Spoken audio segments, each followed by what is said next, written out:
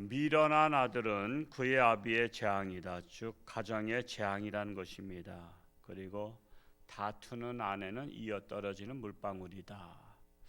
여러분 늘 항상 듣잖아요. 농사 중에 무슨 농사를 잘 지어야 된다래요? 자식 농사 잘 지어야 된다잖아요. 다른 것들은 잘못 지면요, 그 다음에 잘하면 돼요. 고추 농사 잘못 지면 그 다음에 잘하면 되고요. 무슨 배추 농사도 못하면 그 다음에는 잘해야지 그러면 돼요. 왜? 1년 후에 다시 할 수 있는 기회가 있잖아요. 그런데 자식 농사는 잘못하면은 얘 버리고 다른 애를 또 낳을 수는 없잖아요. 그냥 그 애가 또 기회가 또 없어요. 커가니까. 그러니까 갓난아기 때 키워야 될 농사가 있고 유치원 때 키워야 될 농사가 있고 아동부 때, 중고등부 때 키워야 될 농사가 있어요. 그래서 제가 결혼식 주례를 하면 정말 부모의 도리를 다하라. 제가 꼭 얘기합니다. 부모의 도리. 애는 자식만 난다고 애 키우는 게 아니잖아요. 자식만 난다고 되는 게 아니야. 부모는 부모의 도리를 먼저 배우고서는 애를 낳아야 돼. 그래서 내가 아빠로서 뭘 할 것인가, 그리고 엄마로서 내가 이 아기에게 어떻게 양육할 것인가를 미리 다 준비해 놓고, 마음의 자세, 그리고 또한 여러 가지 아기에게 키울 수 있는 것들을 다 준비해 놓고 나서 애를 낳아야지, 무조건 낳고 나서 얘 어떻게 키우지? 그러면 대책이 없는 거야. 그러면 자식 농사 잘못 짓는 거야. 그리고 애를 키울 때는요, 애가 해마다 다르잖아요. 그러니까 유아기에 어떻게 애를 양육해야 될 것인지, 그리고 어떻게 애를 다룰 것인지, 그리고 또한 유치부 때 애를 대하는 게 또 다르고요, 아동부 때 다르고 청소년 때 달라요. 왜냐하면 애가 그냥 똑같은 마음으로 자라는 게 아니라 그 나이에 따라서 흐르는 생각들이 있거든요. 특별히 청소년기에는 다른 말로 사춘기라고 하잖아요. 이 사춘기를 이해하지 못하면 맨날 애들한테 야단만 쳐. 맨날 일찍 들어와라고 쥐잡듯이 잡고, 친구들 뭐 왜 이렇게 생기냐. 근데 이 사춘기를 맞이해서 그런 것인데, 부모가 사춘기가 뭔지도 모르니까 애한테 야단만 치니까, 그렇게 되면 어떻게 돼? 애가 가출하는 거예요. 그러면 또 가출해도 또 깨닫지 못해. 왜? 이놈의 자식이 뭐 집에 뭐 먹을 게 없나, 입을 게 없나, 잘 곳이 없나, 왜 저렇게 나가서 생고생하냐고. 애가 왜 가출했어요? 집안의 부모가 내 마음을 몰라준다 이거야. 방이 불편해서 가출하는 게 아니에요. 나가면 더 불편해. 나가면 잘 데도 없어. 친구 집에 가도 불편하고. 근데 집이 왜 불편하냐면 부모가 자식의 마음을 알아주지 못하고 이해하지 못하니까, 부모가 알아주지 못하는 그 마음이 불편해서 가출하는 거거든. 그러니까 여러분, 부모의 도리를 잘 하려면 먼저 잘 배워야 돼요. 그래서 훌륭한 부모들을 우리가 샘플로다가 많이 배워야 돼요. 항상 우리도 또 부모 노릇 처음 하는 거잖아. 애를 낳으면 부모 처음 되는 거기 때문에, 우리가 부모로서 성공하신 분들, 자녀 교육에 성공한 사례들이 책으로 따지면 엄청 많아요. 그러면 그분들의 자녀 교육들은 어떻게 했는가를 잘 내가 배워서 내 자녀도 이렇게 해야지 하면 된단 말이야. 근데 그런 것도 안 배워. 배우지 않고 먹을 것만 잔뜩 주면은 되는 줄 알아. 여러분, 먹는 거 많이 먹으면 배만 나오지 머리는 발달이 안 돼요. 정신은 발달이 안 돼. 그게 정신의 양식을 먹여줘야 정신이 발달하는 거거든. 그런데 오늘날에, 옛날에는요, 부모가 비록 못 배웠어도, 초등학교도 안 나왔어도 정신이 있었다고. 정신이 있어가지고 자녀들만큼은 잘 가르쳤어요. 그러니까는 자식들이 어른이 돼서 사회적인 사람이 되고 훌륭한 사람이 되니까, 그렇게 또 올바른 정신을 물려받았기 때문에 우리 아버지가 초등학교를 나왔다고 해서 결코 무시하지 않아. 우리 아버지 훌륭하다 그래. 뭐 대학 졸업장 있다고 훌륭한 게 아니야. 우리 아버지는 초등학교밖에 못 나왔어도 나를 이렇게 뭐 판사로 만드시고 검사로 만드시고 변호사 만드시고 의사로 만드시고 나를 이렇게 사회적인 활동을 할 수 있는 사람으로 만들어주신 나는 우리 아버지를 존경한다. 그런단 말이에요. 여러분, 미국의 에브라함 링컨 대통령께서 그분은요 정말 불행한 가정에서 자랐어요. 불행한 가정에서 자랐고 엄마도 일찍 여였어요. 엄마도 일찍 여였고 그 새엄마가 참 잘 들어서 새엄마 잘 들은 것도 복이야. 그래서 새엄마가 공부를 시켰다고. 원래는 아버지는 공부를 안 시켰는데 근데 그 아버지가 나중에 구두 닦기도 하셨어. 구두 닦기. 옛날엔 구두 닦기 많았잖아요. 외국에도 많다고. 그게 우리나라 들어온 거라고. 이제 미군이 우리 6.25 때 들어오면서 슈시안보이라고 해서 애들 구두 닦아주면 $1 주고 이런 식으로 이렇게 했단 말이야. 근데 그 에브라함 링컨 대통령의 아버지가 구두 닦기셨어. 그러니까는 구두 닦기니까는 국회의원들은 참 배운 사람들이고 가문이 좋은 사람들이 많이 국회의원 됐거든요. 그러니까는 빈정빈정 됐어. 대통령에게. 그걸 사람들 기자들 있고 막 이런 데서 대통령님 저희도 아버지한테 구두 닦은 적 있었다고. 근데 그게 말을 하는 것이 뉘앙스가 뭐냐면 당신의 아버지는 구두 닦기였다는 것을 기자들한테 알려주는 거잖아요.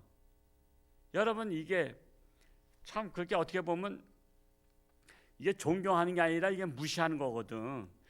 나 당신 아버지 구두 닦기 하실 때 내가 구두 닦았었다고. 뭐 그러면서 그거는 아버지를 높이는 게 아니라 굳이 내 아버지가 똥찌개 지셨다고 해서 기자들 단 사람들이 돼서 목사님 아버지 똥찌개 지셨는데 제가 그거 봤다고. 그러면 그게 무슨 자랑하는 거야? 그러니까 링컨 대통령이 뭐라 그랬는지 아세요? 맞습니다. 우리 아버님, 우리 아버지 구두 닦기 하셨다고. 근데 참 구두 잘 하시고 그냥 구두 수선공이요. 수선공이 구두도 닦고 수선도 하잖아요. 그래서 우리 아버지가 참 꼼꼼하게 잘 하셨다고. 우리 아버지가 수선한 거는 잘 떨어지지 않는다고. 근데도 혹시 우리 아버지가 수선인데 떨어졌으면 가져오라고. 나도 아버지한테서 배워서 나도 웬만큼 잘한다고. 내가 수선해 주겠다고 그런 거야. 그러니 대통령이 얼마나 멋있는 거예요. 그래서 미국의 대통령은 존경을 받는 거예요. 그래서 아버지를 남들이 무시했어도 자기는 아버지를 그렇게 또 지켜준 거야. 참으로 우리는 지혜로워야 돼요. 지혜로워야 돼. 내가 꼭 배워서 자식 농사 잘 시키는 게 아니야. 내가 못 배웠어도 자식 농사를 잘 시킬 수가 있어요. 그런데 우리나라에 보면 자식 농사 잘못해가지고 망한 사람들 많잖아요. 여러분, 그 이승만 대통령 때 그 부통령 이기붕 씨 같은 경우는 또 자식이 결국은 그 집안 부모 가족을 다 죽여버리고 다 죽었잖아요. 그 4.19 혁명 때인가요? 그때 학생위기 때 그냥 결국은 가족들 다 죽여버리고 자기도 죽었어요. 물론 그거는 자식 농사 잘못 시켰기보다는 자기가 부대통령으로서 잘 못했기 때문에 그것에 대해서 화가 나가지고 자식이 그렇게 하기도 했어요. 저는 우리나라에 앞으로 미래 희망이 있다고 하는 그 홍정욱 전 국회의원, 그분 같은 경우 참 그분이 대통령 하면 올바른 사고를 가지고 잘 하겠다 했는데 그 작년인가 그 따님이 마약하다가 걸려서 들어왔잖아요. 마약에서. 그래서 자식 농사는 참 어렵구나. 그래서 그것이 이제 걸림돌이 되잖아요. 항상 사람은 약점이 있으면 약점 물고 늘어지죠. 그것을 아킬레스건이라고 하는데 약점이 있단 말이야. 그 약점을 가지고 상대방이 엄청 공격하죠. 그래서 참 그게 참 흠이다 이런 생각이 들고 지금 한창 논란에 있는 추미애 법무장관의 아드님이 군대에서 그냥 휴가 갔다가 들어가지도 않고, 그것이 옛날 몇 년 전의 일이지만 그게 불거져 가지고 지금 온 나라가 지금 들끓고 있잖아요. 그럼에도 불구하고 이제 어제 사과는 했다고 하지만 그냥 사과했으니까 이해하라는 식으로다. 나 이제 사과했다. 그러면 이제 이 문제 일단락됐으니까 덮어라. 이런 배째라는 식으로. 그러니까 자식 농사를, 올바른 정신을 가진 사람이 자식 농사를 잘 해야 그런 곤욕을 치르지 않는 거예요. 그래서 오늘 말씀과 같이 그런 거예요. 항상 또 어떤 분들 참 정치 얘기한다고 그러는데, 하나님의 말씀에서 제가 보는 거예요. 시각이. 하나님의 말씀에 뭐라 했어요? 미련한 아들은 그의 아비의 재앙이요, 즉 부모의 재앙이라는 거예요. 그러니까 그 집안도 재앙이고, 그런 사람이 나라의 큰 직책을 맡으면 나라도 재앙이 되는 거예요. 재앙이 되는 거예요. 그래서 우리나라가 이렇게 재앙이 오고 어려운 거예요. 지금 각 장관들은 나라를 살리는 일에 힘써야 되는데, 이거를 막기 위해서 그냥 국방부 장관도 나서고 그냥 국회의원들도 나서고 막 엄호 사격하고 여기에다 힘을 쏟고 있어. 지금 장관의 아들을 무마시키는 데다가 각 장관들이 다 힘을 쓰고 국회의원들이 힘을 써. 지금 코로나를 막을 때에다 힘 써야 되고, 지금 경제가 지금 엉망이잖아요. 여러분, 지난달 한 달 동안에 실직을 얼마나 했냐면 3만 명이 했다래요. 3만 명. 이 통계들이 여러분 신문에 안 나와. 여러분, 3만 명이 한 달 동안에 실직자가 됐다는 것은 하루에 몇 명이에요? 1000명씩 실직자가 생기는 거야.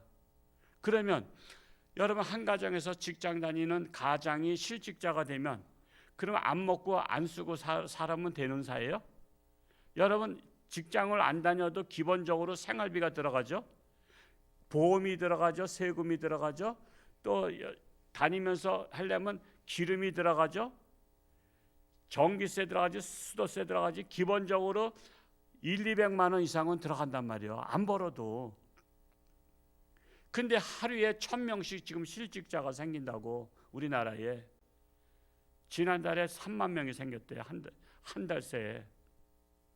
지금 그렇게 생겨도 지금 이런 것들은 신경을 안 써요. 신경을 안 써. 근데도 경제가 좋아지고 있다래. 지금 계속 문 닫아. 지금 점포 정리하고 내놓은 게 그렇게 많은데, 이렇게 안 될 때 누가 그 남의 점포를 인수받아 가지고 그거 하겠어요. 그러니까 나라를 살리는 데 힘써야 되는데 지금 엉뚱한 일에. 그러니까 이게 재앙인 거예요. 재앙. 이게 가정의 재앙뿐만 아니라 그런 자들이 나라의 지도자가 되면 나라의 재앙이 된다라는 것입니다. 그래서 우리가 자식 농사를 잘 시켜야 된다는 것입니다. 두 번째로, 다투는 아내는 이어 떨어지는 물방울이니라. 여러분, 옛날 집들은요, 이게 집들이 초가집이 많았어요. 그리고 이런 나라는 다 흙으로다가 지붕을 덮었어요. 우리나라는 볏집으로 다 했지만 흙으로다가 집안을 덮고 또 흙벽돌 흙으로 다 했다고. 근데 이어떨어진 물방울이 떨어지면서, 여러분 그 물방울 떨어지는 곳에 가보면 구멍 뚫려 있는 거 아시죠? 이게 몇백 년이고 물방울 떨어지는 것 때문에 하나 떨어져 가지고는 표시가 안 나. 근데 이게 몇 년 동안, 몇십 년, 몇백 년 동안 떨어져 보세요. 거기에 이렇게 동그랗게 구멍이 뚫려 있다고. 그러니까 물방울을 무시하면 안 되는 거야. 물방울을. 그 물방울이 계속 하다 보면은 집안이 서서히 망가진다는 거야. 집안이. 이어 떨어지는 물방울과 같다. 다투는 아내는. 그 다투는 아내, 다투는 남편. 여기서 무슨 아내라고 해서 아내에게만 적용하는 게 아니라, 다투는 아내는, 그랬을 때는 다툼을 일으키는 아내, 내지는 그 집, 어떤 집은 다툼을 일으키는 남편. 그러니까 다툼을 일으키는 아내가 있든지 남편이 있으면 그 집안은 이어 떨어지는 물방울과 같이 서서히 망가지는 집이 된다라고 말씀하고 있는 거예요. 그래서 여러분, 아내와 남편은 다투려고 있는 게 아니야. 다투지 말고 다투지 말고 남편을 설득할 수 있는 게 지혜고, 다투지 말고 아내를 설득할 수 있는 게 지혜예요, 지혜. 그래야지 다퉈서 윽박질러 가지고 그냥 남편을 설득시키고 아내를 설득시키면 그거는 또 폭발하게 돼 있어요. 그러니까 여러분 집에 혹시 다투는 집이 있다 그러면 이제는 방법을 달리하는 거야. 내가 남편하고 다퉈가지고 하려고 하지. 예를 들어서 뭐 이런 집도 있잖아요. 뭐 남편이 뭐 술을 많이 마셔서 맨날 싸운다고. 그러면은 이어 떨어지는 물방울이 되는 거야. 여러분 남편이 술 맨날 마신다고 그거 다퉈가지고는 안 돼. 여러분 다툰다고 남편이 내가 아내가 바가지 굵으니까 술 마시지 말아야 되겠구나. 그래요? 안 그래요? 다른 방법으로 내가 어디 가서 몰래 마시고 와야 되겠구나. 그리고 더 생각을 다른 데로 돌려서 한다고. 그러니까는 다퉈서 그걸 해결하려고 하지 말고 그걸 다투지 않고 해결할 수 있는 방법을 찾으려니까 그 방법은 하나님의 말씀에서 있는 거예요. 그게 하나님 앞에 나와서 하나님 저에게 지혜를 주옵소서. 제가 우리 남편 때문에 골치 아픈데 싸우지 않고 우리 남편을 감동시킬 수 있는 그것이 무엇인가. 어떤 아내는 그래서 그랬대잖아요. 맨날 남편 술 먹고 들어와서 저기 하니까 남편 술 먹고 골아 떨어져서 잘 때마다 그거 붙잡고 기도했대잖아. 붙잡고 기도하는데 남편이 깼어. 자기 얼굴에 뭐가 뚝뚝 떨어지는 거야, 물방울이. 그래서 정신을 차리고 깨보니까 아내가 자기를 붙잡고 기도하는 거야. 하나님, 우리 남편 불쌍합니다. 우리 남편 불쌍합니다 하면서 우리 남편 살려주세요. 우리 남편 살려주세요. 자기를 위해서 눈물을 뚝뚝뚝 흘면서 그냥 눈을 질끈 감고 기도하잖아. 우리 눈 감고 기도하잖아. 근데 남편은 누워서 자기 얼굴에 아내의 눈물 떨어지는 것을 보고서 어떤 생각하겠어요? 내가 이렇게 술 먹고 이렇게 사람 노릇 못하니까 아내가 저렇게 밤에 나 잠자는 사이에 기도하고 있구나. 잠도 못 자고 눈물로 기도하고 있구나. 내가 이러면 안 되겠구나. 그래서 그 돌아오는 주일날 여보 나도 가겠다고. 깜짝 놀랐다는 거 아니야. 아니 어떻게 당신 마음이 변했어요? 그랬더니 당신 며칠 전에 나 술 먹고 들어왔을 때 눈물로 기도할 때 나 그때 사실 깨 있었어. 당신의 나를 위해서 기도하는 거. 당신이 나를 얼마나 사랑하는지 그리고 내가 당신을 얼마나 고생시켰는지 내가 알게 됐어. 이제 나 사람 될 거야. 여보 같이 교회 갑시다. 이랬다는 간증을 제가 어서 읽어본 적이 있어요. 그러니까 다퉈서 해결하려고 하면은 그게 해결이 안 돼. 남편들 똥꼬집 있잖아. 똥꼬집. 그러니까 다투면은 자존심 상해서 절대 아내한테 안 져야지 그래. 그러니까 다투지 말고 다른 방법으로 남편이 감동해서 설득할 수 있는 그런 지혜를 하나님께 구하라고요. 그렇게 해서 여러분의 가정이 다투는 가정이 아니라 정말 서로 사랑이 넘치는 든든히 서가는 가정 될 수 있기를 축복합니다.